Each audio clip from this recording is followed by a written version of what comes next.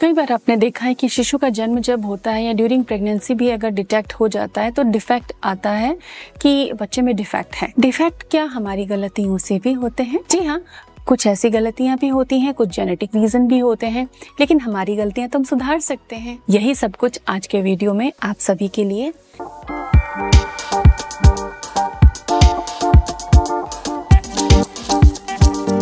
Hello and welcome again to YouTube mom channel.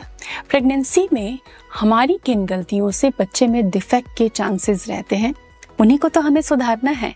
तो ये video आपके लिए महत्वपूर्ण है, देखिए। साथ ही यूट्यूब मॉम पे एक एक्साइटिंग और आपके लिए बहुत ही मनोरंजक सीरीज आने वाली है, इसलिए चैनल को सब्सक्राइब जरूर कर लीजिए और नोटिफिकेशन का बेल टच कर दीजिए। कई बार पुराने ज़माने में ऐसा होता था, सासों के डर से बहुएं सर दर्द है, बुखार है तो बता नहीं पाती थी बीमार है, और बस चुपचाप से किसी भी सोर्सेज से एक पैरासीटामोल मंगा के खा ली, एक सर दर्द की टैबलेट मंगा के खा ली, ऐसी व्यवस्थाएं होती थी। लेकिन अगर ये गलतियां आज भी आप कर रहे हैं, छोटे मोटे सर दर्द को, बुखार को खुद से ही टैबलेट लेके और ठीक करने की कोशिश कर रहे हैं और आप प्रेग्नेंट हैं, तो ये भारी गलती है।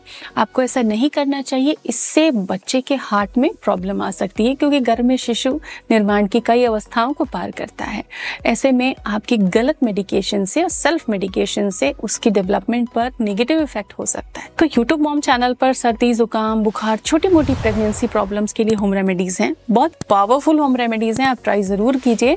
लेकिन ज्यादा समस्या होने पर तुरंत आपको अपने डॉक्टर से ही बात करनी चाहिए, खुद से कोई दवा नहीं लेनी चाहिए, ताकि बेबी सुरक्षित रहे। प्रेगनेंसी में अगर आपको रूबेला है तो बच्चे में हार्ट के डेवलपमेंट में दिक्कत आ सकती है, उसमें गड़बड़ियां हो सकती हैं। इसके लिए आप अपने डॉक्टर से प्रॉपर कंसल्ट करें। रूबेला को प्रेगनेंसी जैसे ही डिटेक्ट होती है तो रूल आउट किया जाता है, लेकिन अगर अभी तक नहीं हुआ है तो आप अपने डॉक्टर से जरूर बात करें।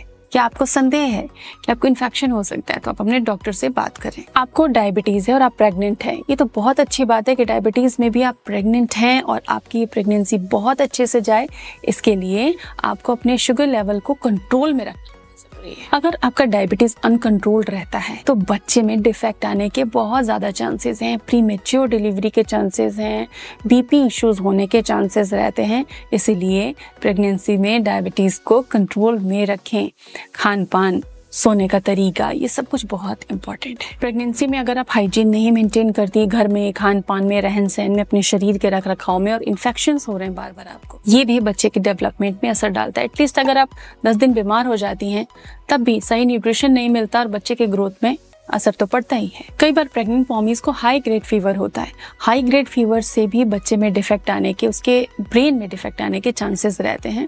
सो हाई ग्रेड फीवर के चांसेस को आप अवॉइड करें। बरसात में एक्स्ट्रा केयर करें, अपनी ठंड गर्मी से बचें, बीमारियों से बचें। कुछ चीजें हमारे कंट्रोल में नहीं होती, जैसे कि हाई मैटरनल एज। आज के समय में बढ़ती उम्र में कंसीव हो रहा है, 30+ में कंसेप्शन, बेबी प्लानिंग लोग कर रहे हैं, तो हाई मैटरनल एज की वजह से जेनेटिक इश्यूज होने के चांसेस या बच्चे में डिफेक्ट आने के चांसेस हो जाते हैं, लेकिन वो नियर 40 होते हैं। अगर आप अंडर 35 हैं तो ये काफ़ी कम रहते हैं। 35 के बाद ऐसे चांसेस ज़्यादा होने लग जाते हैं। सो इसके लिए आप अपने डॉक्टर से प्रॉपर गाइडेंस लेते रहें, प्रॉपर फॉलोअप लेते रहें। अगर आपकी फैमिली हिस्ट्री है, फैमिली में कोई ऐसा है जिसको बर्थ डिफेक्ट था, तो ऐसे में फैमिली हिस्ट्री होने की वजह से जेनेटिकली वो ट्रांसफर होता है और बच्चे में बर्थ डिफेक्ट के चांसेस होते हैं। लेकिन अच्छे सप्लीमेंटेशन, अच्छी लाइफ स्टाइल और अच्छी थिंकिंग के साथ में आप इन सब चीज़ों से बच सकते हो। Thanks for watching.